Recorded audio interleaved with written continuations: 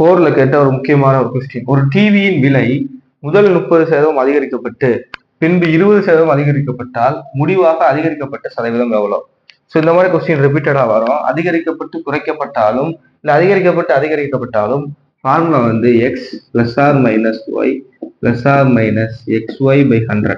So இதுதான் formula. இதை வச்சு நம்ம அந்த ரெண்டு சம்பையும் போடலாம். எப்படின்னு பாருங்க. ஃபர்ஸ்ட் முதல் அதிகரிக்கப்பட்டு அப்போ பிளஸ், பின்பு 20% அதிகரிக்கப்பட்டு அப்போ பிளஸ், இங்கே பிளஸ் மட்டும் தான் யூஸ் பண்ண போறோம்.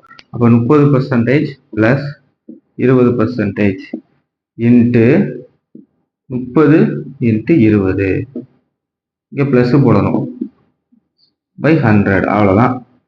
50யும் 30யும் 20யும் கூட்டுனா 50,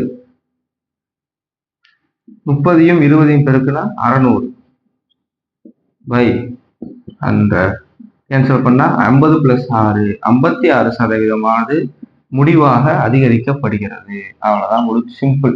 ஸோ அப்ப அதிகரிக்கப்படுகிறது குறைக்கப்படுகிறது ரெண்டு இது வந்தால் plus or X plus or minus Y plus or minus X Y by 100.